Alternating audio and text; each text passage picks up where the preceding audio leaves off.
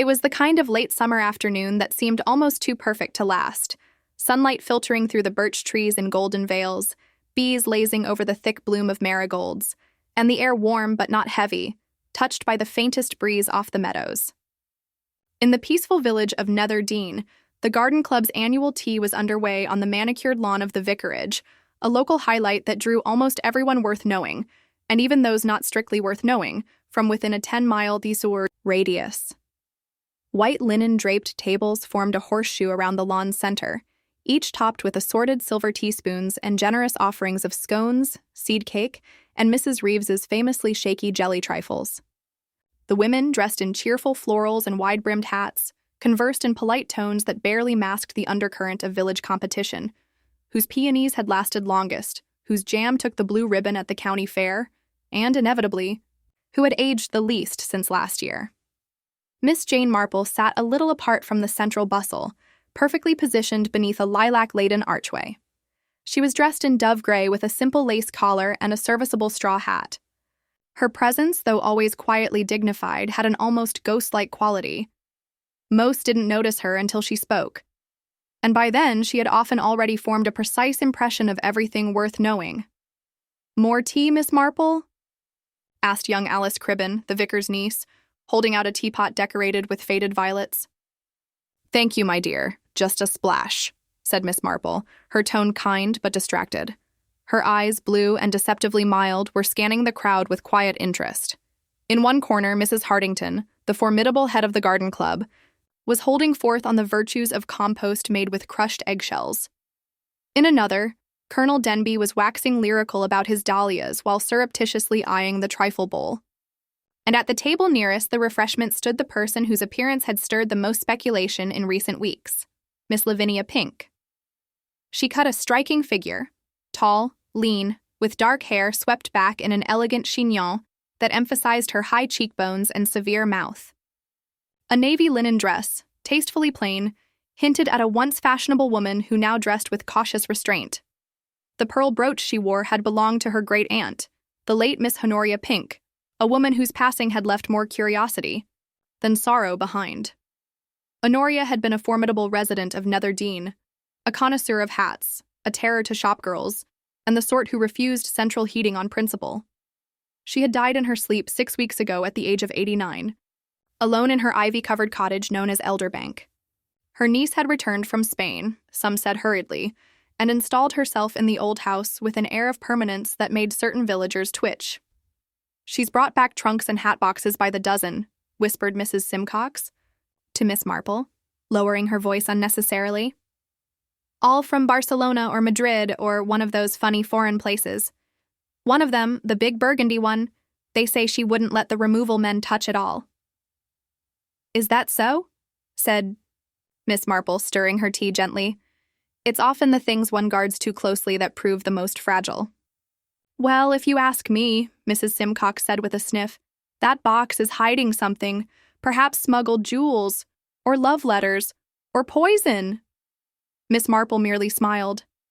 "I should imagine if there were anything criminal in it, it would be something far more boring. Things usually are." Meanwhile, Lavinia herself stood calmly with a cup of Earl Grey, listening politely to the vicar's wife discuss fuchsia propagation. She seemed detached, her movements precise, her expression cool, but now and again her eyes flicked toward the path that led from the road to the garden, as though expecting or fearing someone. "She doesn't know how to blend in," whispered Miss Endicott, the village librarian, who had joined Miss Marple's table. "Very striking, but one can always sense when someone is pretending to be at ease." "You've noticed that too?" said Miss Marple softly. The polite murmur of conversation was suddenly broken by a loud, uneven clatter of footsteps on the stone path leading up to the lawn. A figure stumbled into view, breathless and pale, her cardigan askew and her sensible shoes flecked with dust. It was Tilly Rowntree, the girl Lavinia Pink had recently hired to help clean and tend the house. She was barely 19 and not used to being the center of attention. "There you are. Oh, Miss Pink, you must come quick," she cried, her voice high and trembling. The entire lawn seemed to freeze. Lavinia set down her teacup slowly. "Tilly, pull yourself together." "What is it?" In the sitting room, miss. I opened the cupboard like you asked. Behind the linen. I wasn't snooping, honest, but there's a man in there. Dead. A gasp swept through the assembled ladies like wind through dry leaves. Several dropped their forks. The vicar's wife swayed visibly. Mrs. Hardington let out a strangled, "In Elderbank? Are you certain?" "Quite dead, I swear it. I didn't touch him," Tilly cried. Lavinia paled, but only for a moment. "Stay where you are," she said firmly. "I'll go at once." "I'll come with you, dear," said Mrs. Hardington, ever the organizing force. "No, better not alone," said Miss Marple gently. "It's never wise to face the unexpected without witnesses or friends." The party disbanded in a flutter of murmurs and hastily gathered handbags. Miss Marple, Mrs. Hardington, Miss Endicott, and Mrs. Simcox walked briskly behind Lavinia, who moved ahead with a rigid, almost mechanical determination. The vicar remained behind to calm the more nervous guests. Elderbank Cottage stood at the edge of the village, its gables half hidden by climbing roses and overgrown laurel. Inside, the air was cool and faintly perfumed with lavender and camphor. The sitting room, with its heavy drapes and stiff-backed chairs, was like a shrine to another time. The cupboard stood open. Inside, hunched unnaturally, was a man. Middle-aged, lightly built, wearing a cheap brown suit too warm for the season. A silver-headed cane rested diagonally against his chest, and one of his shoes had slipped halfway off. His head lolled forward at an unnatural angle. "He's not from Netherdean," said Mrs. Simcox. "I've never seen that man before." "I certainly don't know him," said Lavinia quietly. She stepped back, visibly shaken but composed. Miss Marple said nothing. She moved forward slowly and knelt with the care of someone accustomed to rheumatic knees. Her eyes took in everything: the faint scent of liniment and something chemical beneath it, the man's dusty cuffs, the flattened envelope beneath his hand. She picked up something from the floor near the cupboard, a hatpin. Silver, long, and very sharp, the kind that had gone out of fashion decades ago. She turned it slowly between her fingers. "How curious," she said softly. Then she rose, glanced at Lavinia, and added, "And what did he come here to find, I wonder?" Outside, the sound of a motor car crunched on the gravel. Inspector Cray had arrived.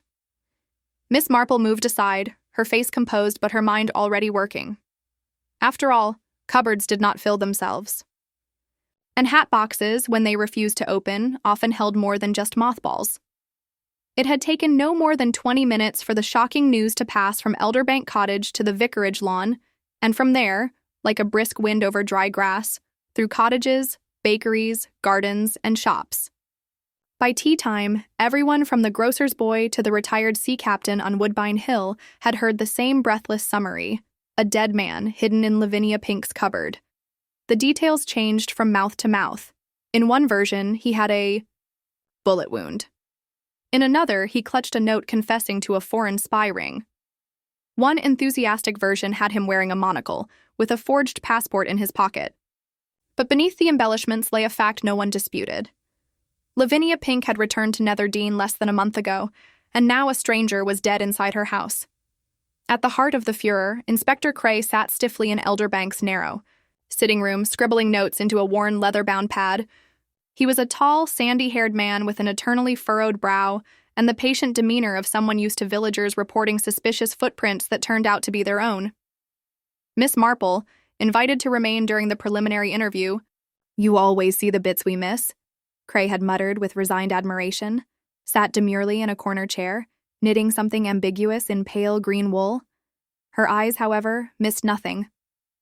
The body had been removed by constables an hour earlier, and now Lavinia Pink sat facing the inspector, composed but visibly strained. Her hands were folded neatly in her lap. A cup of tea, untouched, rested on the small table beside her. "You maintain, Miss Pink," Cray said, "that you do not know the man found in your cupboard?" "I've never seen him before in my life," Lavinia replied, with careful clarity. "I swear it. I don't even know how he got in." "Had the cupboard been opened recently?" "I asked the housemaid, Tilly, to dust it this morning. I hardly use it, but it needed freshening. I don't go rooting about in it myself." "You mentioned he had a cane," Silver-handled, said Cray. Any recollection of such a man? Calling at the house? None. I haven't had visitors, no callers, not since I arrived. Miss Marple spoke, her voice gentle. Forgive me, Miss Pink. May I ask something? Was the house ever unlatched during your early days here? Doors? Open while you were in the garden, perhaps? Lavinia turned her head.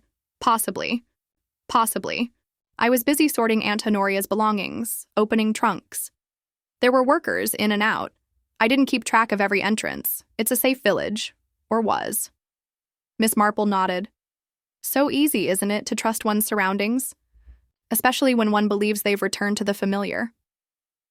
Lavinia looked at her with something unreadable in her eyes. It doesn't feel familiar anymore. Outside, the villagers were doing what villagers do best, talking. At the Rose and Crown pub, men debated whether the dead fellow was a burglar, a blackmailer, or Lavinia's foreign lover. The general consensus was that the body had not been there for long, not ponging yet, according to Mr. Sims the plumber. Meanwhile, in the front room of Mrs. Simcox's semi-detached cottage, a tight cluster of ladies were forming conclusions, at speed. She didn't scream when they found him, said Miss Endicott, pouring another round of tea. That's very telling. Or perhaps she couldn't scream, offered Alice Cribben. People go mute from shock, you know. Rubbish, said Mrs. Simcox. Lavinia's the sort who doesn't blink when the milk curdles. She's used to unpleasant things, mark my words. Used to them? Alice asked, startled. Well, Spain and all that, sniffed Mrs. Simcox. And she's got that Hatbox. Still unopened, I'll have you know. They all nodded grimly. At the vicarage, the vicar's wife, who considered gossip a sin but couldn't help overhearing it, tried to calm her nerves by visiting Miss Marple the next morning with a small basket of scones. I can't bear it, she said, handing the basket over. Such a lovely day, and everyone pretending it's not frightening. I saw the pathologist go in this morning with his little brown case. I'm afraid people are always more dangerous when they're frightened, said Miss Marple, gently accepting the scones. They become certain of things they haven't seen. Do you think Lavinia's guilty? Miss Marple hesitated only for a second. I think she's hiding something. But that isn't always the same thing, is it? Inspector Cray had ordered a search of the house.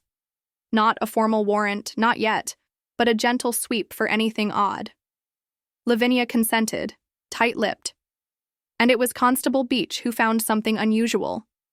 In the back bedroom, Honoria's old sewing room, Constable lifted the lid of a carved wooden sewing basket. Inside was a faded envelope, stuck to the bottom with a dab of dried gum. It was addressed in looping handwriting, to Miss Lavinia Pink, Elderbank Cottage. Please do not open until the matter is resolved. Inside was a single sheet of paper, creased and yellowed with age. It had no signature, just one line. You must understand the past will not stay buried under hats and lace. Cray studied it with narrowed eyes. Cryptic. Do you recognize this, Miss Pink? Lavinia paled. No, I've never seen that before. Her tone, just a beat too defensive, made Miss Marple lower her knitting. Later that afternoon, as sunlight spilled across her tidy parlor, Miss Marple placed the envelope in her own notebook. Cray had allowed her to keep a copy, though not without a raised brow. You think it's one of your tidy puzzles, don't you, Miss Marple? He'd muttered. But this isn't village mischief. This is murder. Oh, but murder is village mischief, Inspector, she had replied mildly. Only more final. That evening, Miss Marple took a quiet walk through the lane behind Elderbank. It was a narrow path that once linked cottages before cars changed the way people lived. Old mossy stones jutted from the hedges. Ivy rustled in the breeze. A tangle of wild roses framed the side gate of Lavinia's garden. She paused, her gaze thoughtful. The cottage was dark now, curtains drawn, no one at the window. But a faint glimmer caught her eye. Something metallic left carelessly beneath the rose bush. She stepped closer. It was a broken cufflink, silver, the initial H engraved on its face. Miss Marple held it up to the fading light, her face unreadable. She said nothing, but in the quiet dusk she seemed to already know. Whoever the man in the cupboard had been, he had come back for something, and someone in Nether Dean had made sure he didn't leave. The following morning dawned with a restless sky, soft gray clouds drifting low, as if the weather, too, had sensed the undercurrent unsettling Nether Dean. The village, usually preoccupied with biscuits, birdsong, and begonias, was now laced with unease. For the first time in years, front doors stayed latched. Curtains that once hung open to greet the sun now remained half-drawn, as if to shield households from the scrutiny of watchful neighbors, or perhaps from their own mounting speculations. At Elderbank Cottage, Inspector Cray returned with purpose. The constables had already identified the dead man, Harold Cantry, a drifter of sorts, last seen employed as a shipping clerk in Eastbourne. He had no criminal record, but there were whispers, debts, irregular employment, vague associations with minor confidence men. Cray, ever the realist, thought it suspicious enough. He didn't come here for a nature walk, Cray said grimly to Miss Marple as they sat in the small, fusty drawing room once more. No, said Miss Marple, pouring him a modest cup of tea. But that doesn't mean he came to blackmail anyone either. People do come back to places for reasons that are unresolved. Cray frowned. Sentimental reasons don't usually get a man killed and stuffed in a cupboard. Miss Marple sipped her tea. Oh, but Inspector, people have died for far pettier reasons than sentiment or even guilt. Sometimes they die for pride or convenience. And once, in my village, a woman poisoned her sister over the cut of a dress. Cray gave her a long look and said nothing. Lavinia Pink was growing less composed by the hour. Since the discovery of Harold Cantry's body, she had gone from icy dignity to flickering defensiveness. She had given the same answers again and again. No, she had not invited the man. No, she did not recognize the name.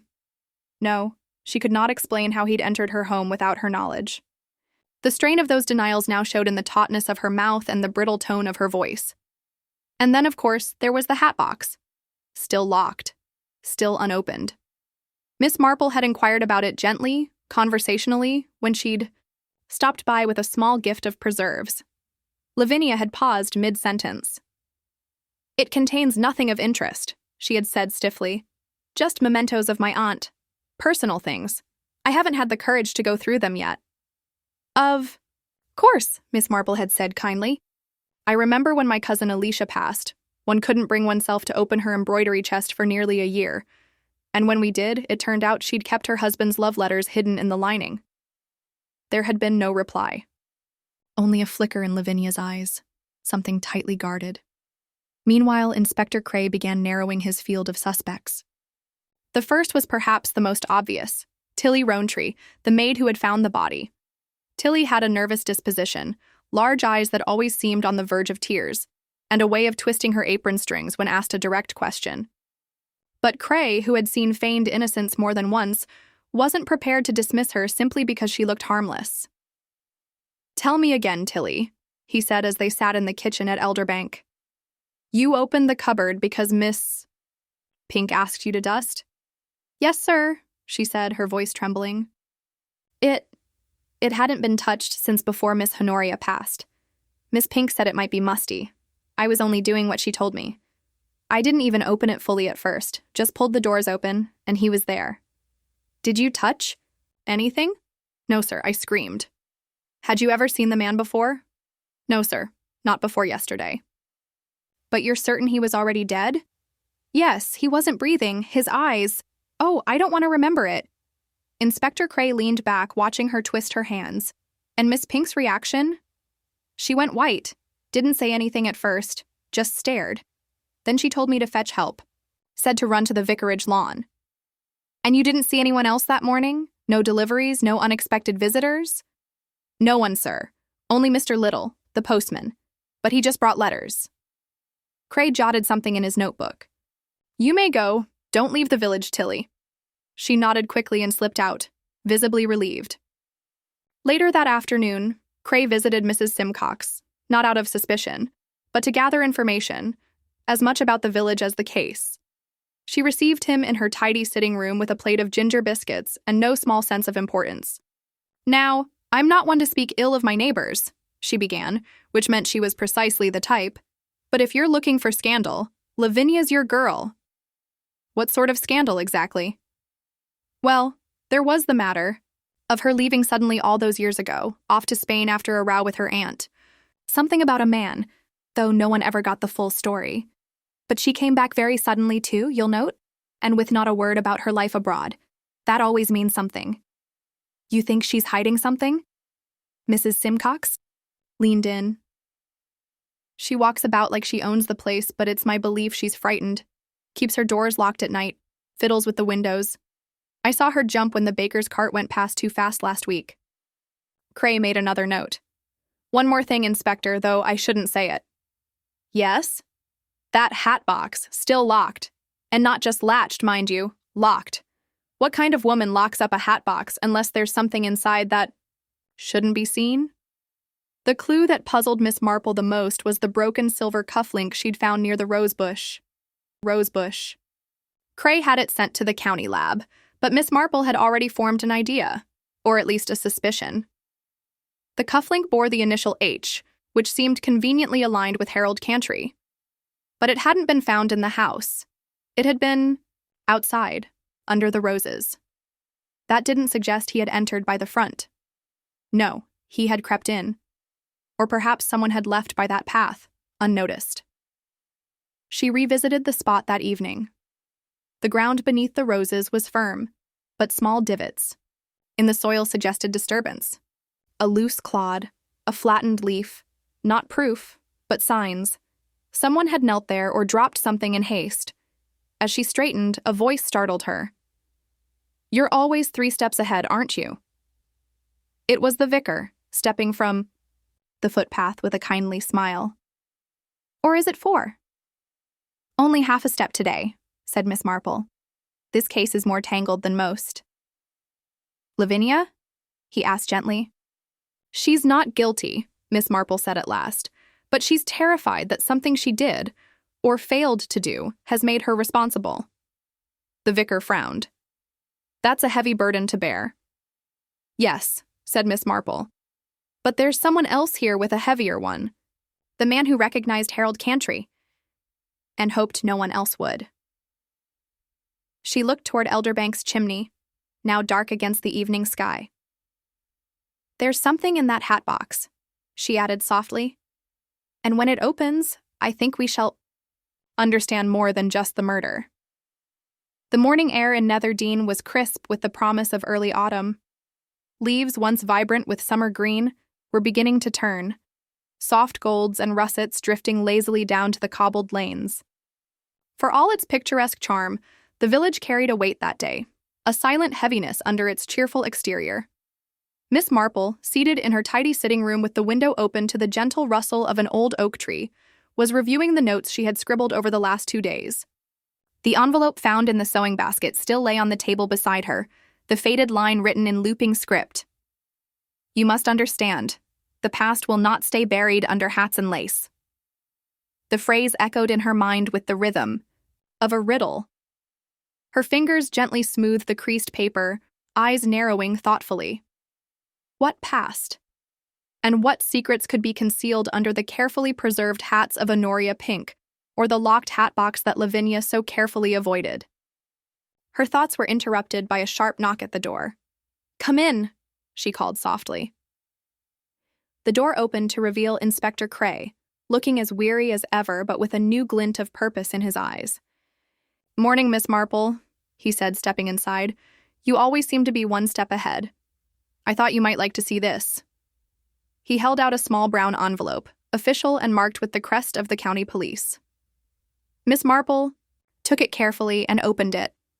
Inside was a photograph, aged but clear, a black and white image of a young woman in a hat with an elaborate feather, standing beside a tall man with a silver-handled cane. It's Harold Cantry, said Cray. The woman is, well, we're not certain, but from her resemblance to the late Miss Honoria Pink, we think it might be her many years ago. Miss Marple studied the photo. The woman's eyes, sharp and unyielding beneath the brim of her hat, seemed to hide 1,000 stories. The man beside her smiled faintly, his hand resting on the silver cane. This photograph was taken in the village archives, tucked inside a bundle of letters addressed to Miss Honoria, Cray explained. Apparently, some of those letters went missing after her death. Missing letters? Miss Marple's curiosity was piqued. Yes, Cray replied. The ones connected to a man named Harold Cantry. Seems there was more to the relationship than anyone imagined. Miss Marple's fingers traced the edges of the photo. It would seem the past is catching up with Netherdean. Later that day, the village buzzed with new gossip. The photograph's revelations spread quickly, bringing fresh speculation on Lavinia Pink's true connection to Harold Cantry, and perhaps to her great-aunt Honoria. At the post office, Mrs. Trent and her assistant chattered over the day's mail. Do you suppose Miss Pink and this Mr. Cantry were lovers? Mrs. Trent wondered aloud. Or perhaps Harold was blackmailing her, her assistant suggested, eyes wide. Blackmailing? Mrs. Trent gasped. Oh, I do hope that isn't true. Miss Marple, passing the shop on her way to the market, overheard but said nothing. She understood better than most that gossip was often half-truth wrapped in imagination. Back at Elderbank, Miss Marple was granted a rare invitation. Lavinia Pink had agreed to show her the infamous Hatbox. It's in the back bedroom, Lavinia said quietly, leading the way. The room was neat and orderly, with a faint scent of mothballs and old lavender. The Hatbox sat on the wooden floor, its burgundy leather gleaming softly in the afternoon light. Lavinia hesitated. I'm not sure what you hope to find. Perhaps only a trinket, Miss Marple answered gently. But sometimes it is the smallest detail that unlocks the largest mysteries. With a slow breath, Lavinia produced a small brass key from her pocket. The lock clicked open with a soft metallic snap. The lid lifted, revealing layers of carefully wrapped tissue paper, delicate lace handkerchiefs, and a collection of old hats, some tipped with feathers, others simply trimmed with velvet ribbons. At the bottom lay a bundle of letters tied with a faded pink ribbon. Miss Marple's eyes brightened.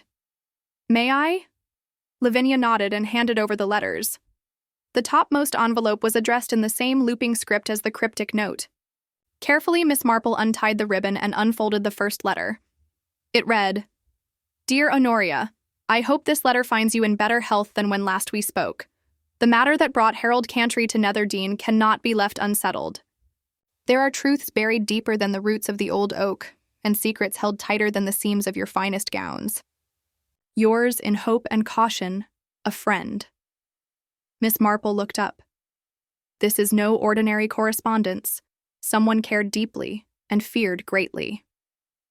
Lavinia's eyes shimmered with an unspoken sadness. My aunt was a proud woman, but pride often shields guilt. That evening, Miss Marple took her habitual stroll through the village. The streets were quieter now, shadows stretching longer as dusk settled. She paused outside the small chapel where the village held its Sunday services, her gaze lingering on the stained glass windows. Inside, the vicar was closing his books, preparing for the week ahead. Seeing Miss Marple, he stepped outside. Good evening, Jane, he greeted her warmly. Good evening, Reverend. I was hoping to ask if you recall anything unusual about Honoria Pink's last years. The vicar considered. She was distant. Not unkind, but secretive. She hardly attended services in recent times. Some whispered it was a matter of conscience. Conscience? Miss Marple probed gently. Well, there were rumors, he admitted. Old quarrels, family disputes, but nothing specific. Still, I sensed something weighed heavily upon her. Miss Marple nodded. Secrets have a way of growing heavier when left unspoken. Back in her sitting room, the detective's mind was busy weaving threads. She had the photo, the letters, the broken cufflink, and the body of a man who had come back to Netherdean, perhaps to settle old scores or unearth old truths.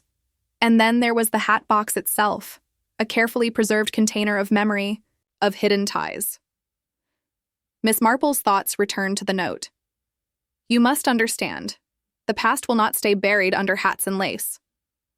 The past was restless in Netherdean, and she felt certain the key to solving the mystery lay buried among those delicate letters and forgotten memories.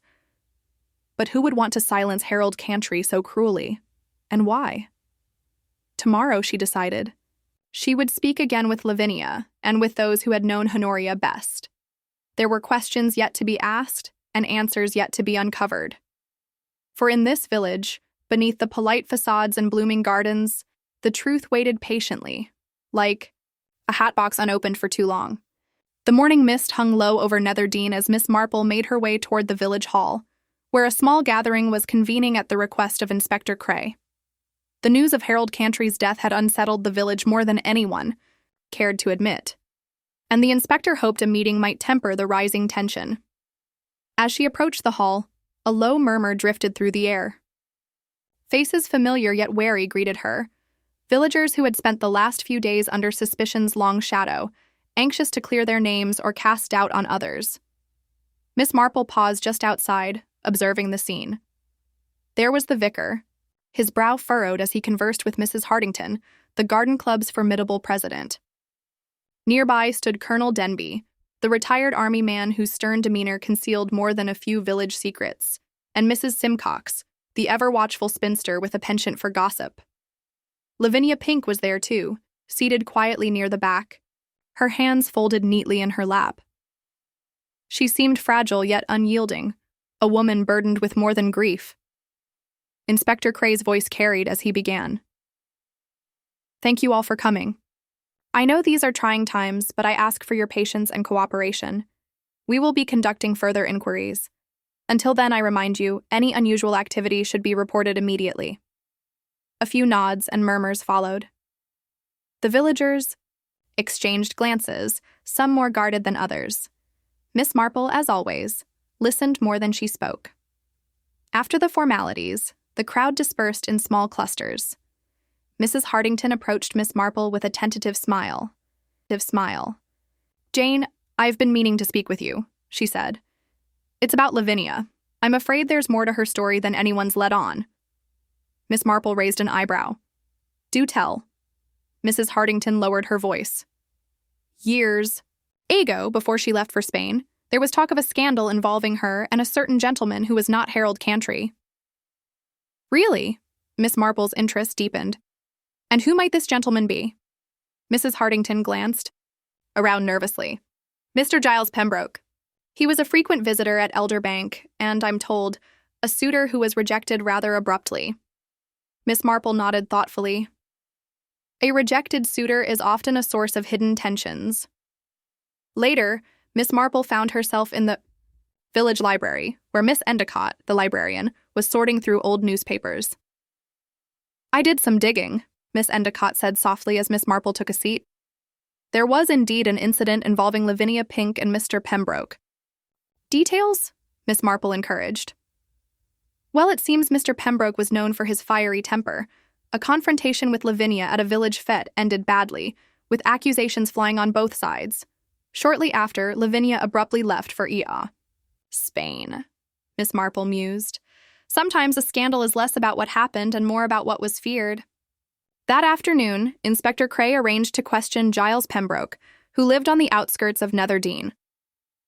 Pembroke was a man in his late 40s, tall and lean with a sharp jaw and cold eyes that rarely smiled. He greeted them with thin politeness, but little warmth. "Mr. Pembroke, I understand you knew both Honoria and Lavinia Pink well?" Cray began. "Yes," Pembroke replied curtly. "Honoria was a formidable woman. Lavinia, well, we had our differences." "Can you tell us about your relationship with Miss Pink?" Pembroke's gaze hardened. "She was difficult, proud. We were engaged once, but the engagement was broken off. I won't discuss private matters." Miss Marple, watching quietly, noted the slight twitch in his left hand and the faint scar near his temple. "Did you have any contact with Harold Cantry?" she asked softly. Pembroke's eyes narrowed. "No, never met the man." Cray raised an eyebrow, but said nothing. Back at Elderbank, Lavinia received a visit from Miss Marple. The two women sat by the window, sunlight casting soft patterns over the lace curtains. "Miss Pink," Miss Marple began gently, "it seems there are many who wish to uncover what lies beneath the surface, but I believe some secrets are buried for good reasons. Lavinia's lips trembled. I only wish the past would stay where it belongs. But it rarely does, Miss Marple replied. What do you think was in that hat box that your aunt so carefully protected? Lavinia shook her head. Memories. Old promises. Things better left untouched. Miss Marple smiled faintly. Sometimes, understanding those memories helps us find peace. That evening, Miss Marple sat alone, piecing together fragments of conversation, letters, and observations. She thought about the hat box, the letters, the broken cufflink, and the men who had crossed paths with Elderbank. The village was a tapestry woven with threads of pride, resentment, and long-held grudges. And somewhere within those threads was the truth behind Harold Cantry's death. Miss Marple's keen eyes caught a detail she had overlooked. The pattern on a handkerchief Lavinia had worn during their meeting, one edged with a delicate lace that matched the description in one of the old letters. A subtle link. Tomorrow. Promised answers. The dawn mist clung to the fields around Nether Dean, swirling slowly in the gentle breeze, as if the village itself hesitated to begin the day. The previous day's unease had settled into a quiet tension, like the taut string of a violin just before it is plucked. Miss Marple, walking her usual morning route, felt that underlying note keenly. The peace of the village was fragile, poised on the edge of revelation. As she passed the square, she noticed a small crowd gathered outside the police station. The chaos, usually orderly queue of villagers waiting to report minor matters, was replaced by anxious whispers and uncertain glances. Curious, Miss Marple approached, catching fragments of conversation. Another body found. Same man, isn't it? This changes everything. Her heart quickened. Another victim? Another death connected to the mystery that had already gripped the village? Inspector Cray emerged from the building, his face grave but controlled. Seeing Miss Marple, he gestured for her to join him inside. Jane, he greeted her quietly. I'm afraid things have taken an unexpected turn. Inside the station, Cray laid out the facts. Late last night, a body was found in the woods beyond Nether Dean, near the old mill. It's Harold Cantry again, or at least a man with the same general description. This one's badly bruised, possibly from a struggle. It looks as if he was dumped there. Miss Marple frowned thoughtfully. 2 bodies of the same man? That cannot be. It's perplexing, Cray agreed. One might think it's an attempt to confuse the investigation, or perhaps a carefully staged diversion. Miss Marple's fingers tightened around her handbag, or someone desperately trying to hide something. News of the second body spread quickly, igniting fresh waves of fear and speculation. Nether Dean, once a haven of gentle gossip, now resembled a town on edge, eyes darting suspiciously and trust fraying at the seams. At the Rose and Crown, villagers debated the meaning behind the discovery. Some claimed the man must have been a spy or criminal. Others whispered of dark family secrets and forbidden romances. Theories proliferated, but none were grounded in certainty. Miss Marple, however, sought calm amid the storm. She had long learned that the truth often hid in the quiet details, the overlooked glance, the slight hesitation, the minor discrepancy. That afternoon, Miss Marple visited Lavinia Pink once more. The woman's composure was thinner now, shadows lurking beneath her eyes.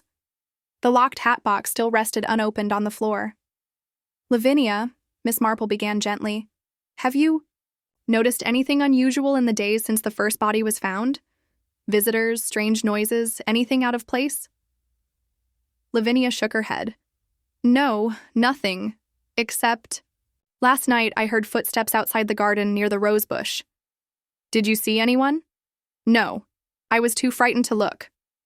Miss Marple's eyes narrowed. The rose bush. That is where I found the broken cufflink. Lavinia's breath caught. Yes, I wondered about that. Miss Marple tapped her chin thoughtfully. Someone is trying to send a message, or perhaps to unsettle you. Meanwhile, Inspector Cray's inquiries continued with renewed urgency. He called in Giles Pembroke for further questioning. The conversation was terse, Pembroke's cold demeanor showing no signs of softening. I understand you had business near the woods last night, Cray said bluntly. Pembroke's eyes flickered with surprise but quickly masked it. I was out for a walk, nothing more. Did you see anyone else? Anyone suspicious? No, one. It was late and the woods were empty. Cray frowned but did not press further. He was beginning to sense that Pembroke was holding back something important. As dusk fell, Miss Marple made her way to the village archives. The librarian, Miss Endicott, greeted her with a mixture of excitement and apprehension. We found something, Miss Endicott whispered. A ledger tucked away among Honoria Pink's papers. It lists names, dates, and payments, some recent, some decades old. Miss Marple's interest sharpened. Payments for what? That's the question, Miss Endicott said. There are hints of debts, favors, and perhaps bribes. One entry caught my eye, a payment to a H.C. dated just weeks before his death. Miss Marple's mind raced. Harold Cantry. Yes, but there's more. The ledger also mentions H.P.H. and G.P., Honoria Pink and Giles Pembroke. Miss Endicott's voice trembled slightly. It looks like there were tangled dealings between them, possibly involving money or secrets. Back at Elderbank Cottage, Miss Marple reflected on the implications. The past was no longer buried beneath lace and hats. It was unraveling, thread by fragile thread. A knock on the door startled her. Lavinia entered, holding a small bundle wrapped in faded silk. I found this in my aunt's desk, Lavinia said, handing it over. I didn't dare open it until now. Miss Marple carefully unwrapped the bundle to reveal a delicate silver locket engraved with the initials H.P. Inside was a miniature portrait of a young woman, stern yet beautiful. Attached was a folded note, its ink faded but legible. To my dearest Honoria, if ever my secrets should weigh too heavily, remember that loyalty binds tighter than blood. Miss Marple's eyes gleamed. Secrets, indeed. As night deepened, Miss Marple sat by her fire, the pieces of the puzzle spread before her like a delicate lace pattern. Two bodies, or perhaps one man twice placed. A silver cufflink broken under the rose bush. Letters and ledgers speaking of debts, loyalty, and shadowed relationships. The locked hatbox still awaited its unveiling. But most troubling of all was the new understanding that beneath the village's calm veneer was a web of long-held grievances and dangerous debts. Someone was desperate to keep the past hidden, and the truth, Miss Marple knew, would only come to light when the last thread was pulled taut. The morning after the locket's discovery dawned over Netherdean with low, gray skies, the village subdued under the weight of its own secrets. Church bells tolled softly in the distance, their sound swallowed by the dense mist that drifted lazily over the green. Miss Marple stood at her kitchen window, stirring her tea without drinking it. The note tucked inside the locket repeated itself in her mind like a litany. Loyalty binds tighter than blood. It was not merely sentimental, it was a warning. Or perhaps a plea. Her eyes strayed to the small velvet hatbox in the sitting room, still unopened. It had acquired a sort of menacing presence over the past few days, like a silent guest no one dared address. Miss Marple had not forced Lavinia's hand. That moment would come of its own accord, as it must. She turned from the window, her mind made up. It was time to prod a reaction, to observe a thread unravel. Her opportunity arrived in the form of an invitation. Mrs. Clegg, the vicar's wife, was hosting an afternoon sewing circle at the church hall, a gathering of practical women with a fondness for speculation. Miss Marple accepted with polite enthusiasm. As she walked down the lane to the hall, she noticed the village atmosphere had changed. People weren't merely wary now, they were watching one another. Inside the church hall, the usual clatter of knitting needles and rustling fabric was muffled by the weight of recent events. Mrs. Clegg welcomed Miss Marple warmly, though with the distracted air of one who's heard too many rumors to know what to believe. I do wonder, Jane, she murmured as they set up their embroidery hoops, what your take is on all this. 2 bodies, a locked hatbox, and Lavinia Pink jumping at every shadow. Miss Marple smiled gently. It does seem that the past is not quite so past as we thought, doesn't it? Her tone was mild, but her words fell like a stone in a still pond. Several heads turned. "Well," said Mrs. Dashley, not even pretending to concentrate on her quilting. "There have been whispers about Honoria Pink for years. Always kept herself to herself. But folk said she knew things. And Lavinia, she was never quite settled. Old Harold Cantry certainly stirred things up one way or another," someone muttered. Miss Marple let the conversation unfold, watching who said what and how. It was Lavinia's name that seemed to unnerve them most. The village, it appeared, was more afraid of secrets than of murder itself.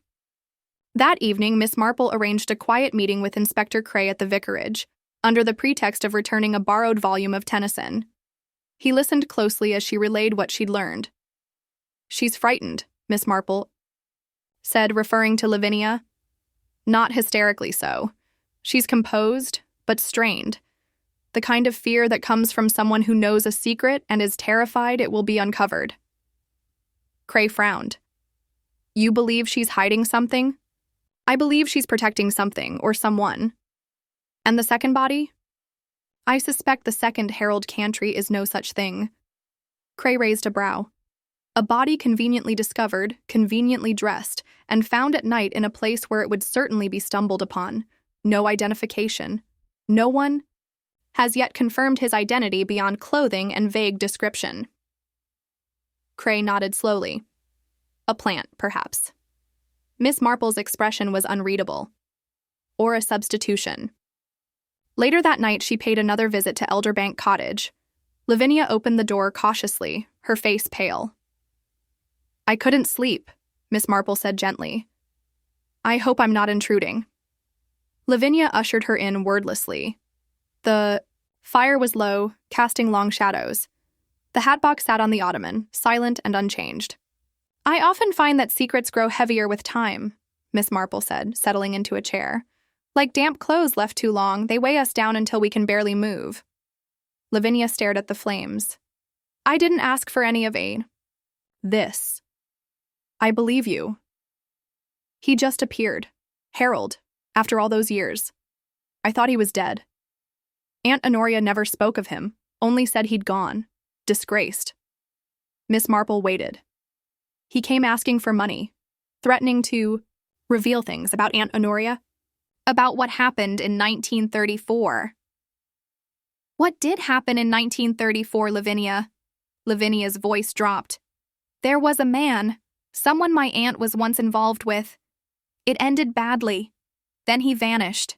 And there was a child, a scandal." But she kept it quiet, buried it all. Miss Marple's eyes remained fixed on her. "And the Hatbox?" Lavinia hesitated. "It contains letters, photos, things she kept hidden. I haven't opened it. I'm afraid." Miss Marple leaned forward. "You must. Whatever is in there, it may already be known, or worse, manipulated. You must see for yourself." Slowly, with trembling hands, Lavinia lifted the lid. Inside were bundles of letters tied in ribbon, a faded photograph of a man in RAF uniform, and a small envelope marked for Lavinia, "Only if the past returns." Lavinia opened it with care. Inside was a single sheet. "You were always like a daughter. If Harold returns, he is not to be trusted. He knows things, but he does not know the whole truth. Protect what matters. Not everything buried is meant to be exhumed." A sob caught in Lavinia's throat. Miss Marple took the letter gently. "This doesn't condemn you. It protects you. But it also raises a critical question. Who benefits most from Harold's return? And his second death?" The next day, Miss Marple returned to the Rose and Crown for tea.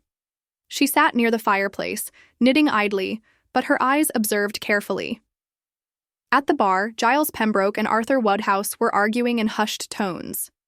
"She knows more than she lets on," Woodhouse snapped. "You're being paranoid," Pembroke replied curtly. "She's asking questions, digging into things she should leave alone." Miss Marple made a small, accidental clink with her teacup. Pembroke glanced over, and their eyes met. His look was unreadable, a flicker of surprise followed by something colder. He turned away too quickly. Miss Marple folded her knitting. There it was, the subtle panic of a man who had just been seen. That night, she made one final note in her diary before bed. Tomorrow, I speak to him directly, not with accusations, but questions, the kind that reveal what a man fears. Because Miss Marple knew something essential. The quiet game was nearly over, and the person responsible had already shown their hand. The following evening brought a stillness to Netherdean that was almost eerie. The hedgerows stood quiet, and the air carried a strange expectancy, as though the village itself were holding its breath.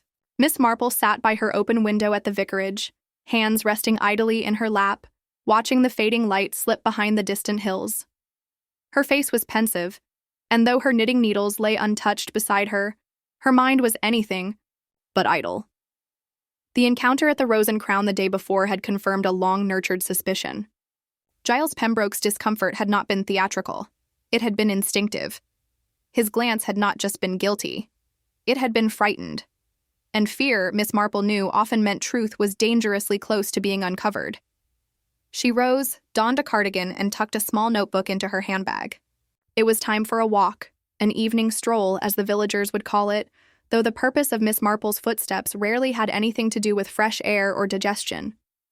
She took the long path through the village green, past the allotments, until she reached the back gardens of Elderbank Cottage. She didn't approach directly. Instead, she followed the curve of a privet hedge that separated the garden from the old orchard, now overgrown and mostly unused. The sun had slipped behind the trees, but a dusky glow lingered. She waited a moment at the edge of the orchard, and then she saw them. Giles Pembroke and Lavinia Pink stood together near the garden's back gate. They spoke in low tones, faces tense, their posture taut with urgency. Miss Marple made no effort to hear what was said. She had no wish to eavesdrop improperly. Rather, she watched the interaction, the way Giles leaned too close, how Lavinia recoiled slightly, folding her arms tight across her chest. Her voice, though inaudible, trembled with emotion. Giles seemed to reach for her arm, but she pulled away and turned sharply, disappearing into the cottage. Pembroke remained still for a long moment, then cursed under his breath and strode off, through the garden gate, his silhouette vanishing into the hedgerow path. Miss Marple quietly made her way back toward the lane. What she had seen did not speak of romance, nor even long-standing friendship. It was the strained exchange of two people caught in a web of shared secrecy, and not, she suspected, by mutual choice. The next morning brought a dull drizzle that smeared the windows with streaks of gray. The village, always subdued in such weather, seemed almost sleepy, except for those who were too nervous to rest. Miss Marple returned to Elderbank Cottage just before noon, under the guise of delivering a rose cutting from the vicarage garden. Lavinia answered the door with a distracted expression. Her eyes were shadowed, her lips drawn tight. She accepted, the cutting absently. "How lovely, thank you." Miss Marple offered her a gentle smile. "Would you mind if I came in for just a moment? The rain's caught me up, I'm afraid." Lavinia hesitated for only a second. "Of course." Inside, the fire was lit, though the room was still cold. Miss Marple sat quietly in the drawing room while Lavinia busied herself with a teapot. Miss Marple didn't speak until the second cup was poured. "I saw you speaking with Mr. Pembroke last night," she said quietly. Lavinia's hand trembled slightly as she set down the teapot. "Did you? You seem distressed. I hope he wasn't pressuring you." Lavinia turned toward the window, her back to Miss Marple. "He's not what people think he is," she said. "He's not just the charming solicitor. He was Aunt Honoria's legal man for years." But he held things over her. Miss Marple's voice was calm. "Such as?" "There were letters, documents. She trusted him, but well, I'm not sure what he did. But when Harold reappeared, Giles suddenly showed an extraordinary interest in the Hatbox. He tried to convince me to open it straight away. Said it might contain things he could help sort through. But something in the way he said it." She paused. "He wasn't trying to help. He was afraid of what might be in there." "And when Harold died the second time?" Miss Marple asked. Lavinia's eyes filled with tears. "Giles told me not to talk to anyone, not the police, not the papers. He said it would all blow over, but I think he knows something. I think he's involved." Miss Marple nodded gravely. You're very brave, Lavinia, but you must be certain. Accusations can carry weight, even unspoken ones. I don't have proof, Lavinia whispered. But he was in Aunt Honoria's life a long time. He helped her hide whatever happened in 1934, and now it's all coming back. Later that day, Miss Marple paid a quiet visit to Inspector Cray. She's frightened of Pembroke, she said, and with reason. Cray leaned back in his chair. You think he was involved in Harold Cantry's death? I think it's more layered than that, Miss Marple said thoughtfully. Pembroke has had access to both Honoria's personal papers and her legal affairs for decades. If she was hiding something scandalous, he would know. If she made provisions, wills, trusts, records, he would control them. It's a powerful position to be in, especially for someone with ambition. Cray frowned. But why kill Cantry? Miss Marple laced her fingers together. Perhaps the man who arrived wasn't Harold Cantry at all. Perhaps he was someone sent or persuaded to impersonate him. Someone Giles could control. Until he couldn't. Perhaps the second body is the real Cantry, or perhaps it's someone else entirely. Cray stared. You're suggesting identity fraud? I'm suggesting desperation, Miss Marple said simply. Of the sort that arises when long-held secrets are on the brink of exposure.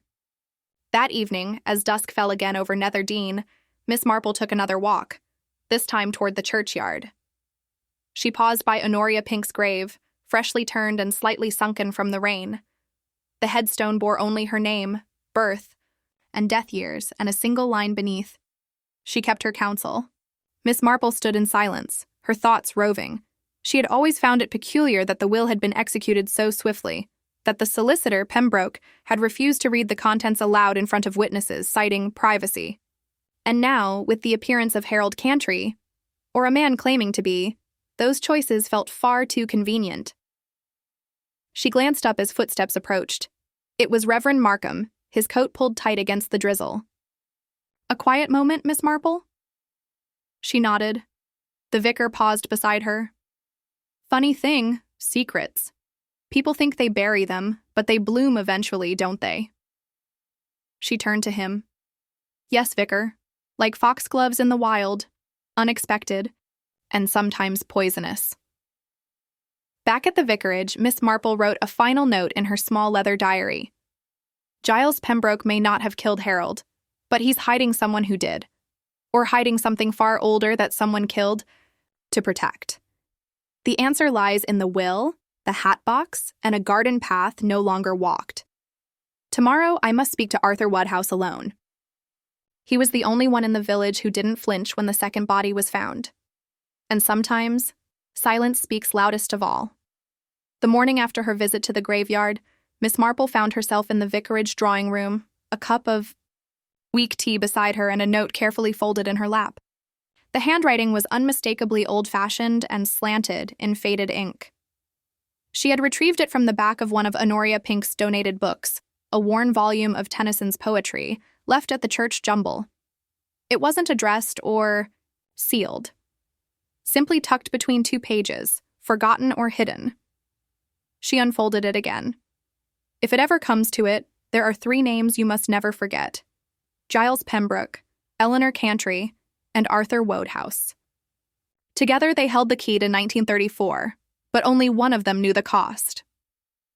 H.P. Miss Marple reread the lines several times. The letter was unsigned except for the initials, but she had no doubt it was from Honoria. The handwriting matched. Her old Christmas cards, which Miss Marple remembered receiving more than once in earlier years. 3 names, one of them already dead, one possibly missing. And the third, Arthur Woodhouse, still tending roses as if nothing had ever happened. She rose and fetched her hat and gloves. Arthur Woodhouse's cottage was set slightly apart from the village, on a lane called Bramley Rise. The gate creaked as Miss Marple let herself in. Honeysuckle crept along the fence, and bees moved lazily from blossom to blossom. She found Arthur in the garden, precisely as she expected, trimming a patch of lavender with obsessive care. He looked up as she approached, blinking behind thick spectacles. Miss Marple, come to inspect the gladioli? She gave him a thin smile. Not exactly, Mr. Woodhouse, though I must say your blooms are looking quite hardy this year. He wiped his hands on a cloth. Would you like to sit? I've some lemonade made up. In a moment, she said gently. I wanted to ask you about Honoria and Harold Cantry. Arthur froze for just a second, barely perceptible. But Miss Marple saw it, the way a fencer might see the beginning of a parry. I don't know what more I can say. Poor woman. She carried secrets with her, I'm sure, but then, who doesn't? Miss Marple tilted her head. Did you know that she left behind a note? Not a suicide note or anything so dramatic, just something tucked into a book, with your name on it. Arthur stiffened again. Did she? She did, along with Mr. Pembroke's and Eleanor Cantry's. She said the three of you held the key to 1934. Arthur turned away and busied himself with his clippers. Well, that's rather melodramatic of her. 1934 was a long time ago. But you do remember it? He hesitated. Everyone does. That was the year Harold disappeared the first time. And Eleanor? His voice changed then. Softer. Eleanor was a kind girl, nervous. She married young. Harold, of course, a rushed thing. He had charm, but he lacked, what shall we say, steadiness. Eleanor regretted it almost immediately. I think that's when she and Honoria grew close. They were both lonely in their way. Miss Marple nodded. And when Harold vanished. Rumor was he'd gone off with someone else, or perhaps got into trouble abroad. Eleanor had a breakdown soon after, spent time in a nursing home, in Devon, then disappeared entirely. No one saw her again. No one? Miss Marple pressed. Arthur looked at her sharply. Are you suggesting I'm lying, Miss Marple? No, she said mildly. Just that secrets, like roots, have a tendency to push up through the soil when no one's watching. He sighed and dropped the clippers into the basket. There was something. Eleanor sent a letter to Honoria, years after. I never read it, but I saw it arrive. Postmarked from Brittany. Pale blue envelope. Honoria burned it in the fireplace, said it was best to let ghosts stay buried. But ghosts rarely obey, Miss Marple said softly. Arthur looked away, his expression unreadable. I didn't kill Harold, Miss Marple, either time. She regarded him for a moment, then gave a small nod. No, I don't think you did. But I do believe you've been protecting someone who did. That afternoon, Miss Marple sat in the village library with Lavinia Pink. The rain had returned, light but steady, tapping against the tall windows as they spoke in hushed tones between the shelves. You mentioned that Giles Pembroke had access to Honoria's will, Miss Marple said. Do you know if he handled Eleanor Cantry's estate as well? Lavinia blinked. I'm not sure. I never knew Eleanor, only that she was married to Harold. Aunt never spoke of her in any detail. But come to think of it, I do remember Aunt saying once, after a rather nasty headache, that Giles had tied up Eleanor's affairs nicely. But I assumed she meant financially. Miss Marple nodded slowly. That may be. Or it may be that he literally tied them up into silence. Lavinia sat forward. Do you think Eleanor is still alive? Miss Marple gave a small smile. I think someone didn't want her to be found, and the only people with that kind of motive would be those who knew what really happened in 1934. Perhaps it wasn't Harold who ran off. Perhaps Eleanor tried to leave and was stopped. Lavinia looked pale. You think Aunt Honoria helped cover it up? I think she regretted something very deeply. Enough to leave behind a trail in her own quiet way. And when someone tried to use that secret, someone pretending to be Harold, she panicked. Perhaps he threatened to expose what happened. Or perhaps he discovered more than was safe. But what was in the hatbox? Lavinia whispered. Miss Marple sipped her tea. I believe it contains a letter, from Eleanor, possibly addressed to Honoria, a confession or an accusation, maybe even a plea, and Pembroke, knowing what it could mean, wanted it gone. Lavinia's voice dropped to a murmur. You don't think Harold was the blackmailer? I think he may have been an opportunist. Someone with just enough of the story to play the part, and perhaps enough foolishness to think he could control it. There was a long silence, broken only by the ticking of the grandfather clock in the hall. Finally, Lavinia asked, "What do we do now?" Miss Marple stood, smoothing her gloves. "Now, my dear, we find the one person who saw both versions of Harold and didn't bat an eyelid. Someone who once lived in France. Someone who perhaps recognized the second man not as Harold at all, but didn't say a word." Lavinia looked puzzled. "Who?" Miss Marple's eyes twinkled. "We're going to pay a call on Mrs. Trelawney in Little Compton. She was Honoria's second cousin, and quite the gossip in her day. If anyone knew Eleanor's fate, it would be her." The lane to Little Compton was winding and uneven, the August hedgerows spilling into the road like gossip overflowing at a village fete. Miss Marple and Lavinia Pink had secured a ride with young David Ludlow, whose battered Morris Minor jostled noisily over the ruts. He didn't ask questions. He knew better than to pry when Miss Marple wore her inquisitive lace bonnet, as the villagers jokingly called her most probing mood. They arrived just after 11. Mrs. Edwina Trelawney's cottage was a large, ivy-covered Georgian place called Thistledown, set back from the road behind a row of laurel bushes. A blue Persian cat watched them from the window, blinking with imperial boredom. Miss Marple knocked with her usual discretion. The door opened to reveal a woman of considerable bearing. Mrs. Trelawney wore a flowing lavender housecoat and a scarf in peacock colors wound dramatically around her neck. Her hair was piled high in soft curls, and she carried a silver-tipped cane that seemed ornamental rather than necessary. "Oh," she said, squinting. "Aunt Jane?" Miss Marple smiled with disarming sweetness. "Edwina, dear, it's been far too long. I believe the last time we saw each other was at Colonel Lister's rather disastrous garden party, the one where the gin punch went mysteriously missing." Mrs. Trelawney gave a dry laugh. "Oh, yes. That was the year the Colonel tried to grow orchids and lost a fortune instead." Her eyes slid to Lavinia. "And you've brought a companion?" "Miss Lavinia Pink," said Miss Marple, "Honoria's niece." At this, Mrs. Trelawney's demeanor shifted slightly, still cordial but wary. She stepped aside. "Well, you'd best come in, hadn't you?"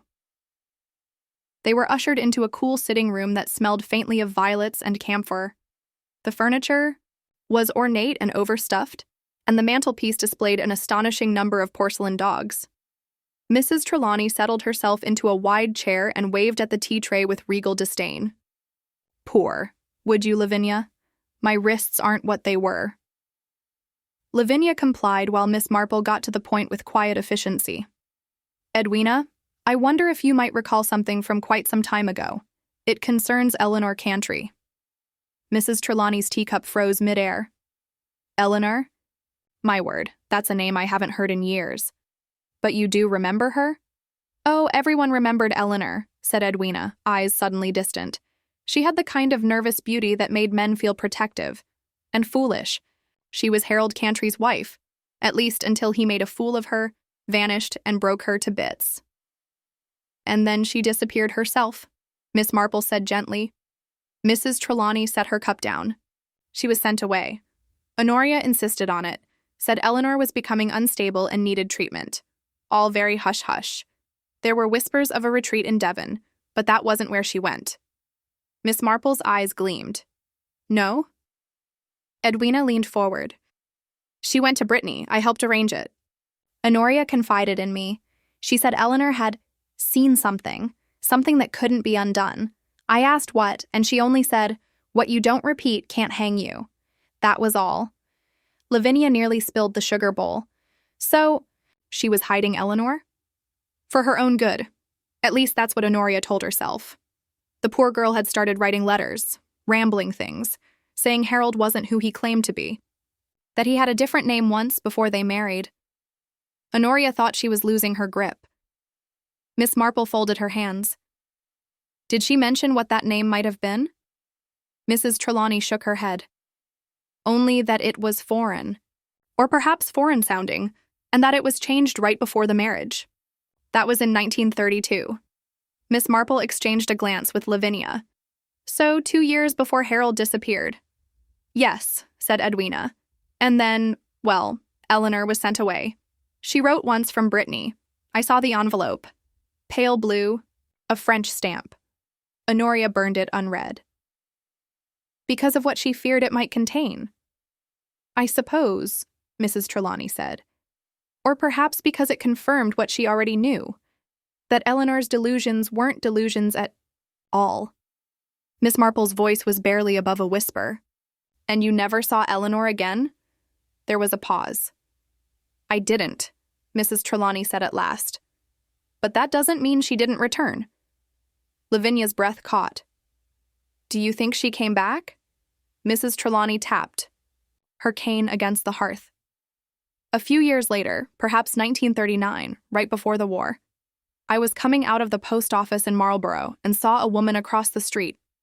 Pale blue scarf, gloves too big for her hands. She looked straight at me and smiled, but didn't cross over.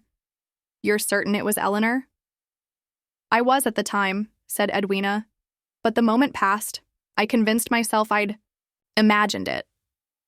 Perhaps it was someone else. Or perhaps she didn't want to be recognized. Miss Marple sat in thoughtful silence.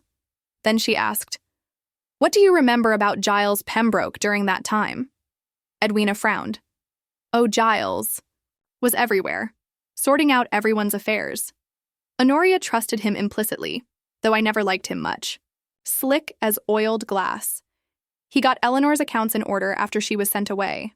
And Harold's, when he first vanished. He even had power of attorney for a while. Miss Marple's eyes narrowed slightly. And if someone were to impersonate Harold, later say to blackmail Honoria or make a claim on her estate, Giles would know immediately it wasn't really him. Mrs. Trelawney nodded. Of course, Giles knew the whole tangled history, but he wouldn't expose it. Too tidy, that man. He liked things put away in boxes. Miss Marple stood, smoothing her skirt. Then we must see about opening one of those boxes, shouldn't we? Edwina gave a curious smile. You always did like unwrapping secrets, Jane. They drove back in silence, the countryside gliding past in late summer gold and green. Lavinia was the first to speak. So if Eleanor wasn't mad, if Harold really had another name, then who was the man Aunt Honoria met weeks before she died? Miss Marple nodded slowly. Exactly. If the original Harold disappeared in 1934 and another man came calling 40 years later, it must have been someone else entirely. Someone who knew enough to pretend. Someone who may have taken his identity for years. But then who killed him? Miss Marple's face was grave. That, dear Lavinia, is what we must find out. And to do so, we must look to the one person left who may have known both the real Harold and the imposter. The only one who knew them before the names changed. Lavinia blinked. Who? Miss Marple turned her head toward the road, her voice low. A woman who danced with Harold Cantry in Vienna, who knew his real name before the war, who has waited long enough to speak. She gave a tiny smile. Tomorrow we pay a visit to Madame Koenig. The early morning sun cast a soft glow over the village as Miss Marple and Lavinia Pink set out for their journey to Littleford, a small town some 20 miles away. Madame Koenig, a woman whispered about in hushed tones and known to few, lived there in a neat terraced house on Willow Lane. She's a mystery in her own right, Miss Marple confided quietly as they rode in the car lent by Reverend Markham. Old friends of Honoria Pink, but with secrets of her own. I trust she may hold the missing pieces of this tangled puzzle. Lavinia shifted uneasily in the passenger seat. The afternoon before, the revelation from Edwina Trelawney about Eleanor's possible survival and Giles Pembroke's involvement had unsettled her deeply. I never imagined there was so much behind Aunt Honoria's silence. Nor I, Miss Marple said, but sometimes silence speaks more than words ever can. When they arrived, the modest house was surrounded by a tidy garden, the scent of lavender and rosemary mingling in the air. A small brass plaque beside the door read simply, Madame Koenig, piano teacher. The sound of a piano floated faintly. Through the open window, a delicate, melancholy melody. Miss Marple knocked softly. After a moment, the door opened to reveal a slender woman with silver-streaked black hair pulled into a neat bun. Her dark eyes regarded them with a mixture of curiosity and caution. "Madame Koenig?" Miss Marple began, smiling gently. "Yes," the woman replied, her accent lilting and precise. "I am she, and you must be Miss Marple. I have heard much." "Then you know why we've come," Miss Marple said quietly. Madame Koenig stepped aside, gesturing them inside. The sitting room was cozy, adorned with framed photographs and sheet music. A grand piano stood near the window, its polished wood gleaming in the morning light. "Please sit," Madame Koenig invited. "It is rare to receive visitors from Netherdean, especially those seeking the past." Lavinia's voice trembled slightly as she spoke. "Madame, I am Honoria Pink's niece. We have been trying to understand what happened to Aunt Honoria and to Harold Cantry." Madame Koenig's eyes darkened. "Ah, yes, Harold." She paused, gathering her thoughts. "I met Harold Cantry in Vienna in the summer of 1931. He was a young man with a charm that hid many shadows. We danced beneath the moonlight at a cafe on the Ringstrasse. He called himself Harold Schmidt then." Miss Marple's eyes narrowed subtly. "Harold Schmidt?" Madame Koenig nodded. "Yes, his real name. He told me he had fled Germany because of complications. Political troubles. He claimed he was a refugee, but I suspect there was more to it." Lavinia leaned forward, fascinated. "Did he say what kind of complications?" "Only that some debts and enemies followed him. He was restless, always watching his back. But he was also hopeful. He wanted to start anew, to forget the past." Miss Marple's fingers lightly traced the edge of her teacup. "Did you ever hear what happened to him after Vienna?" Madame Koenig sighed. "He disappeared in late 1933. I learned later that he had married Eleanor Cantry under the false name. She believed she was marrying Harold Schmidt, not Harold Cantry." "That explains why Eleanor's letters mentioned a different name," Lavinia murmured. Madame Koenig's gaze hardened. "Yes, and that name was the key to everything. His disappearance left Eleanor vulnerable and desperate." Miss Marple exchanged a glance with Lavinia. "Do you think Eleanor tried to escape? That she left Brittany to hide from the consequences?" "I believe so," Madame Koenig said softly. "But there was more to it than fear. There was betrayal." She took a deep breath. Harold was involved in a dangerous business in those days. Not the usual kind of skullduggery, but something darker. He was not the man Eleanor thought she married." Lavinia shivered. "What kind of business?" Madame Koenig's eyes flickered. "Smuggling, perhaps, or something worse. Political intrigue, espionage. Vienna was a hotbed of secrets in those years. I heard whispers that he worked for the wrong people." Miss Marple's lips pressed thinly. "Do you think he was killed?" "Almost certainly," Madame Koenig said. "But not in the way the village thinks." Lavinia's eyes widened. "You mean he wasn't the man found in the woods?" "No," Madame Koenig said firmly. "That was a body placed there to close a chapter. The truth is more complicated." Miss Marple leaned forward. "And Giles Pembroke? Did you know him then?" Madame Koenig smiled thinly. "He was always close to Honoria. Too close for comfort, if you ask me. I never trusted him. He knew more than he admitted and had the means to hide truths." She paused. "I warned Honoria once, to be careful with Pembroke." But she wouldn't listen. "Why?" Lavinia asked, her voice shaking. "Because she owed him, and because some debts are more than money." Miss Marple's mind raced. She thought again of the hatbox, of the letters inside, of the note from Honoria warning about loyalty and secrets. "Madame Koenig, did Honoria ever mention Eleanor after she disappeared?" The older woman nodded slowly. She missed her, more than she let on, and she regretted the choices she made to protect her. A shadow crossed her face. But there are truths that destroy families. Some things are better left hidden. Miss Marple rose, signaling the end of their visit. "Thank you, Madame. You have given us much to consider." As they stepped into the fresh air, Lavinia exhaled deeply. It's as if a veil has been lifted. Miss Marple was quiet a moment, then said, "Not lifted, dear." Pulled back just enough to glimpse what lies beneath. But the full picture remains to be seen. Their journey back to Netherdean was thoughtful and hushed. The pieces were shifting, rapidly now. The man who had come to the village claiming to be Harold Cantry was almost certainly an imposter named Harold Schmidt, a man with a dangerous past and deadly secrets. Miss Marple's thoughts turned to Giles Pembroke and his motives, and to the mysterious contents of the hatbox still unopened. Somewhere among those letters and photographs was the final key, the truth behind Honoria's guarded past and the real reason for Harold's second death. And she knew that soon, very soon, the silence would be broken. The day was unusually warm for early September, the sun casting long golden fingers through the ancient oaks lining Netherdean's winding lanes. Miss Marple sat quietly in her favorite armchair by the window, a soft breeze fluttering the curtains, her gaze fixed on Elderbank Cottage across the way. The house seemed strangely silent. No clatter of china or footsteps in the garden, only the faint rustle of the overgrown hedges. Her thoughts circled steadily around the recent revelations. Madame Koenig's account had cast new light on the mysterious life of Harold Cantry, the man who was not quite who everyone believed. The truth lay tangled in decades of lies, concealed identities, and whispered threats. And still, the key to the entire puzzle remained frustratingly out of reach: the hatbox.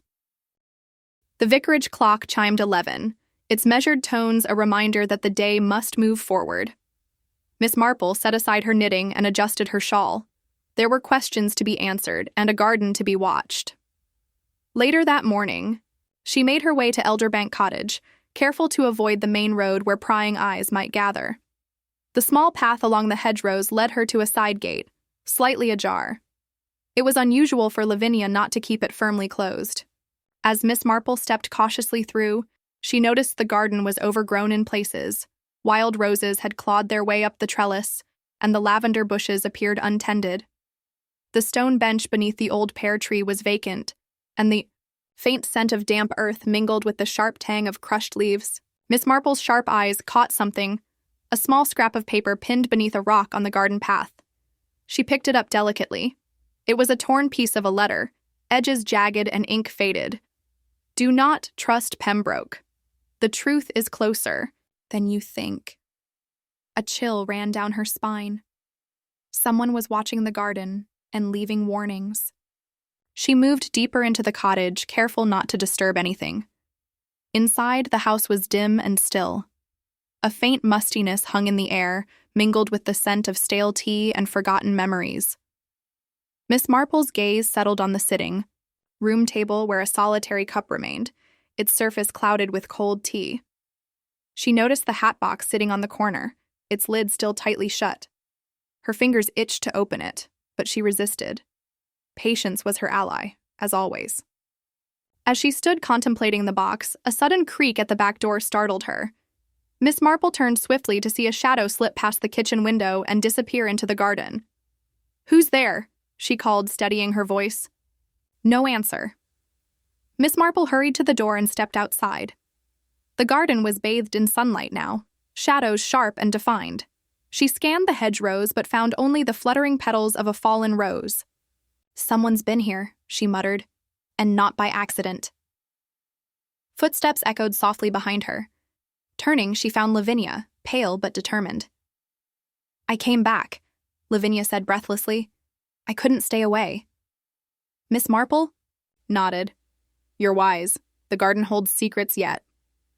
They stood side by side, watching the stillness. Later that afternoon, Inspector Cray arrived at the vicarage, his expression grim but resolute. "I heard there was an incident at Elderbank," Miss Marple said as she poured him tea. Cray set down his umbrella. "Yes, Miss Marple. Signs of forced entry. Nothing taken, but it's clear someone was looking for something." "Perhaps the hatbox," Miss Marple mused. Cray's eyes darkened. "You don't think Pembroke is involved?" "I think he's a man who would do anything to keep his secrets hidden," Miss Marple said quietly. "But we have no proof. Yet." There was a pause, heavy with unspoken possibilities. That evening, the village was cloaked in mist. The street lamps cast a yellow glow on the damp cobblestones as Miss Marple and Lavinia returned from a brief visit to the post office. "They're watching us," Lavinia whispered, her breath visible in the cold air. "Of that, I have little doubt," Miss Marple agreed, but fear often reveals more than silence. At the Rose and Crown, the usual hum of voices was subdued. Giles Pembroke sat alone at a corner table, his fingers tapping nervously on his glass. Miss Marple caught his eye and offered a faint nod. Pembroke looked away quickly, his jaw clenched. Later, as Miss Marple and Lavinia walked home beneath the skeletal branches of ancient elms, a figure detached itself from the shadows near the churchyard wall. "Miss Marple," a low voice called. It was Reverend Markham, his face pale and drawn. "There's been trouble at the rectory," he said urgently. "I thought you should know." Miss Marple's heart quickened. What kind of trouble? A visitor, someone demanding to see the vicar, threatening to reveal something unless the will and all related documents are handed over. "Pembroke?" Miss Marple guessed. Markham nodded. "He refused, said the village had to know the truth. Then he left, warning that this would only be the beginning." Miss Marple's mind raced. The net was tightening, and the stakes had risen.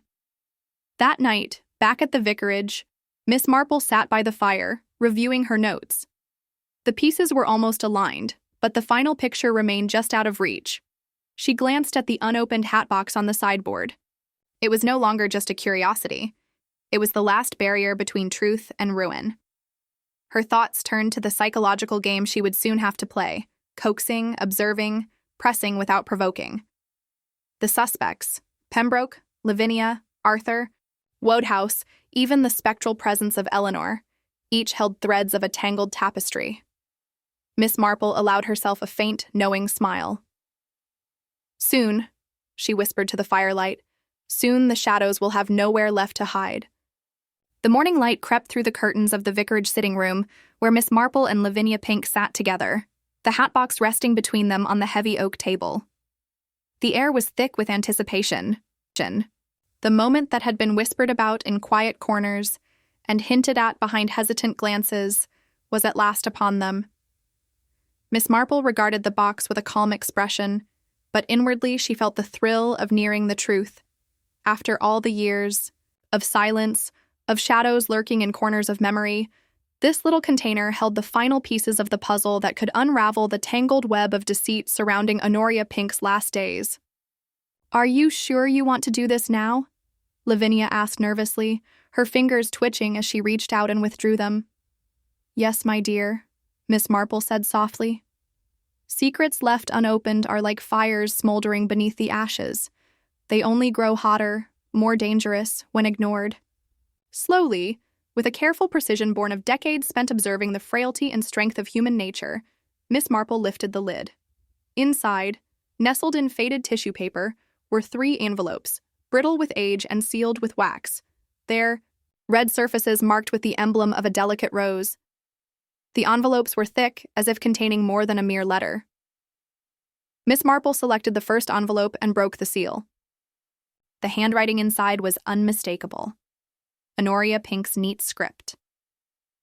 The letter began, "My dear Lavinia, if you are reading this, then the past has finally caught up with me. There are things I could not say in life, truths I feared would destroy us all. But you must know there was never malice in my heart, only fear. Fear of what would happen if the wrong people learned the secret of 1934. Miss Marple paused, letting the words sink in. She glanced at Lavinia, whose eyes shimmered with unshed tears. The second envelope was addressed to Giles Pembroke. Miss Marple broke this seal next. "Mr. Pembroke, you have always known more than you let on. You kept the boxes locked and the letters buried, but secrets refuse to stay hidden forever. You must decide now whether to protect the truth or become its prisoner. Remember, loyalty is a double-edged sword." Miss Marple's gaze darkened. Giles Pembroke's polished exterior concealed a man walking a knife's edge. Finally, the third envelope was addressed to Eleanor Cantry. Miss Marple unfolded the brittle paper and began to read aloud. "My dearest Eleanor, if you ever find this, know that I have never stopped hoping for your safety. The world changed too quickly, and we all paid a price. I am sorry for the pain you endured and for the silence that stretched between us like a vast shadow, but remember, even in darkness, there is a light waiting to be found. Lavinia's voice broke softly. She wrote to Eleanor, after all these years. Miss Marple nodded.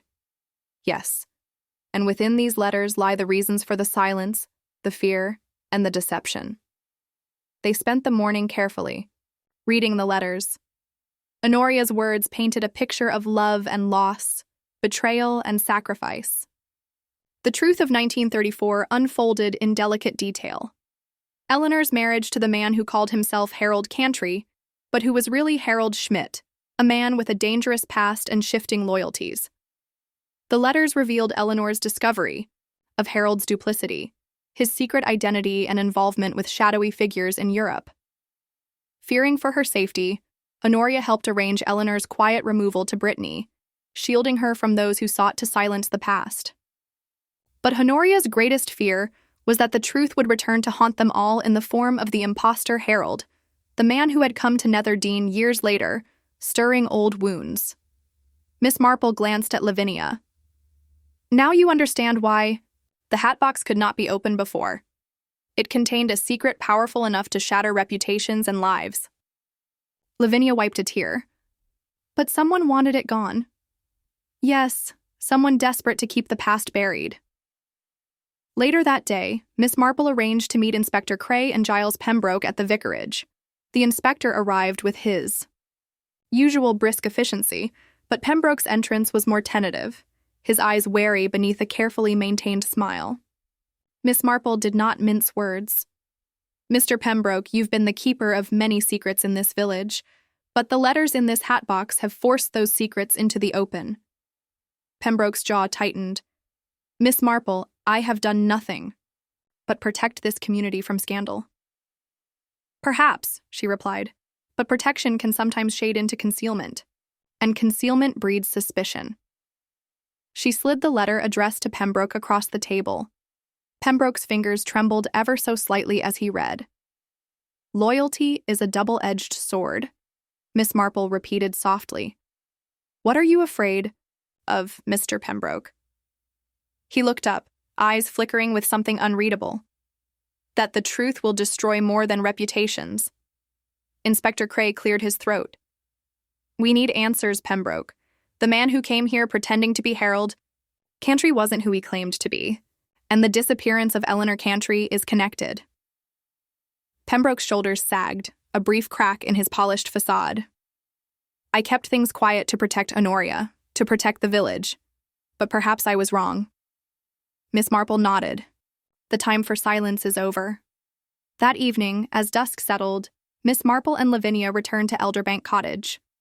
The garden was still and peaceful, yet the tension in the air was palpable. Miss Marple looked toward the unopened hatbox, now empty save for the 3 letters. The truth was out, but the question remained. Who had killed the man who came to why? Netherdean? And why? She turned to Lavinia, eyes sharp. We have uncovered the past. Now we must watch the present. The shadows lengthened, and the mystery lingered like the last light of day. The morning mist hung low over Netherdean as Miss Marple and Lavinia walked toward the village hall, where a meeting had been hastily called. The quiet murmurs among the gathered villagers suggested that the recent upheavals had unsettled the Yaudim tight-knit community far more than anyone had dared admit. Whispers of imposters, secret letters, and long-buried betrayals floated on the crisp air like drifting autumn leaves. Miss Marple moved steadily through the crowd, her keen eyes noting faces shadowed with suspicion and fear, others twisted with frustration or guilt. There was Giles Pembroke, standing stiffly near the doorway, his usual polished veneer slightly cracked by recent events. Arthur Wodehouse, the vicar's trusted assistant, spoke quietly with the baker's wife, his brows drawn together in thought. And then there was Lavinia, standing close by Miss Marple's side, her youthful face pale but determined. The village constable tapped his hand on the table to call the meeting to order. We're here today to discuss the recent discoveries regarding the Cantry estate and the unfortunate events surrounding the stranger who came to Netherdean. Miss Marple has graciously agreed to guide us through what has been uncovered. Miss Marple nodded, stepping forward. Thank you all for coming. It's clear that the mystery we face is not merely one of identity or inheritance, but of human frailty and fear. The man who arrived claiming to be Harold Cantry was not the man he said he was. This truth changes everything, but it also opens the door to justice. She paused, eyes sweeping the room. What remains is to understand why he came and who wished to silence him. A hush fell over the crowd. Mr. Pembroke, Miss Marple continued gently, you have been a keeper of secrets for many years. Can you tell us what you know about the man who came here under false pretenses? Pembroke swallowed, then spoke with surprising candor. The man, he was clever, persuasive. He knew enough of the family history to convince most of us. But there were details he could not explain, things only the true Harold would know. I grew suspicious, but I feared what exposing him would unleash. Miss Marple nodded. And what was it you feared? Pembroke's eyes flickered. That the past would come back with a vengeance, that old wounds, old betrayals would tear this community apart. Perhaps it is time, Miss Marple said softly, to let those wounds heal in the light rather than fester in the dark. The door opened quietly, and Arthur Wodehouse entered.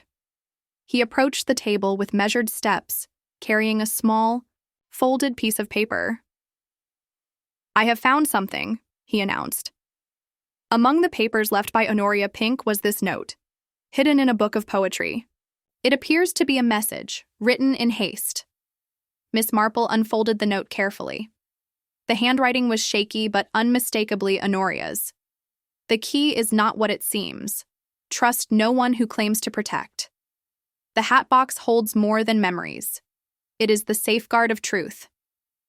Beware the shadow that walks in daylight. A collective murmur rose in the room. Miss Marple's gaze fixed on Pembroke. Do you recognize this warning? Pembroke's face paled. I might, she continued. It suggests someone close to Honoria sought to guard the secret, yet feared betrayal from within. Lavinia spoke up, voice firm despite the tremor of emotion beneath. Then who is this shadow? Who walks in daylight yet hides in darkness? Miss Marple smiled faintly. That is the question we must answer. After the meeting, the villagers dispersed slowly, leaving Miss Marple, Lavinia, Pembroke, and Wodehouse together in the now empty hall. Pembroke paced nervously. Miss Marple, I believe there is one person you have not yet questioned thoroughly, one who has been present but silent. And who might that be? Miss Marple asked. Miss Eleanor Cantry's old friend, Catherine Bly. She arrived in Netherdean only a few weeks ago and has been seen speaking privately with Giles on several occasions. Miss Marple's eyes sparkled. Ah, the elusive Miss Bly. Miss Bly. She certainly merits a visit. Wodehouse nodded. I agree. There is something about her presence here that does not sit well. That afternoon, Miss Marple and Lavinia set out for the small cottage at the edge of the village where Catherine Bly was staying. The sun was low, casting long shadows across the golden fields. The cottage was neat, with a wild garden spilling over with herbs and flowers. Catherine opened the door before they could knock, tall, elegant, with eyes that seemed to measure everything at once. Miss Marple? She greeted, voice cool but not unkind. To what do I owe the pleasure? Miss Marple smiled. We are here about Honoria Pink and Eleanor Cantry, and the shadows that have fallen upon their past. Catherine's expression flickered. I knew them well. Then perhaps you can help us understand, Miss Marple said gently, why a stranger would come to Netherdean under false identity, and why someone would want him silenced. Catherine's gaze hardened. You speak of Harold Schmidt, yes? Harold Cantry, as he was called here? Yes. Catherine stepped aside, motioning them into a small parlor. He was dangerous, and he brought ruin to many lives. Lavinia's voice trembled. Why? Because beneath the charm was a man desperate to hide his true self. He fled shadows from his past, but those shadows followed. Catherine's eyes darkened. He played a game with powerful people. Espionage, betrayal, lies. Eleanor was caught in the crossfire. Miss Marple folded her hands. And the Hatbox? It contained evidence, letters, photographs, proof of identities and betrayals. The kind that could destroy families and governments alike. Miss Marple nodded slowly. So the man who was found dead? Was he silenced to protect a larger secret? Catherine's gaze was steady. Yes, but the true secret is yet to be revealed. Miss Marple's voice dropped. Then we must find the final piece. That night, back at the vicarage, Miss Marple sat with Lavinia and Inspector Cray discussing the threads they had gathered. The shadow in daylight is someone trusted, someone who benefits from silence, Miss Marple said. Pembroke, Wodehouse, Bly, each has secrets, but only one can be the murderer. Inspector Cray frowned. The pieces almost fit, but not quite. We need a spark. Miss Marple smiled quietly. And that spark will come soon. Lavinia looked at her with hope. You really believe the truth will set us free? Miss Marple nodded. It always does, dear. But first it must be uncovered. The night deepened, carrying with it the promise of revelation and the closing of long-buried chapters. It was just past 7 in the morning when Miss Marple rose from bed and carefully opened the curtains at the vicarage. The sun had not quite crested the horizon, but the sky bore the pale apricot hue of approaching light. She had slept little, though her mind, keen as ever, had rested more than her body. The pieces, once scattered like a jigsaw puzzle upended in haste, were at last beginning to fit. Downstairs, Lavinia was already at the breakfast table, staring absently at a bowl of porridge. The girl looked up as Miss Marple entered. You didn't sleep either, she said softly. Miss Marple offered a gentle smile. No, my dear, but I believe the time for answers has come. By 9 o'clock, Miss Marple had summoned Inspector Cray, Giles Pembroke, Arthur Wodehouse, and Catherine Bly to the drawing room of the vicarage. The room, usually filled with warmth and the scent of pipe smoke, now felt charged, like the moment before a summer thunderstorm breaks. The inspector stood near the fireplace, arms crossed. Giles Pembroke paced the rug with increasing agitation. Wodehouse sat stiffly in the far corner, his lips pursed.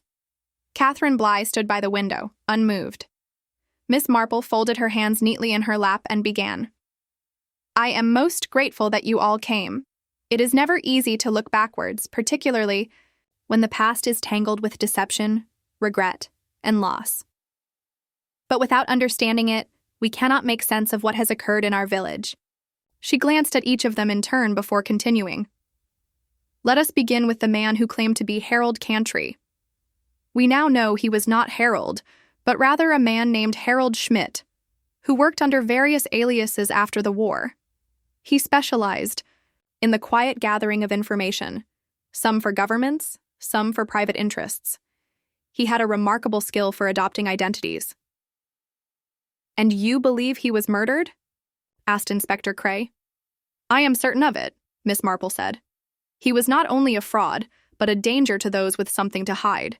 He arrived in Netherdean not simply to pose as Harold Cantry, but to uncover, or perhaps sell, whatever, lay hidden in Honoria Pink's hatbox. Pembroke made a sound of protest.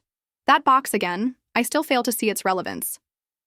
Oh, it is most relevant, Miss Marple said mildly, because it contained the final link in a very old story, letters, photographs, proof of a relationship long denied, between Eleanor Cantry and a man thought to be dead. Lavinia spoke softly. My grandfather. Miss Marple nodded. Yes, my dear, but more than that. Eleanor's child, her secret, was preserved in letters hidden away by Honoria, out of loyalty, shame, or both. When Honoria fell ill, she intended to make it right. That is why she sent for the solicitor and wrote the codicil. But she died before she could act, murmured Catherine. Or, Miss Marple said, her tone sharpening, someone ensured she did. The room stilled. Honoria was not merely elderly. She was active and in command of her affairs.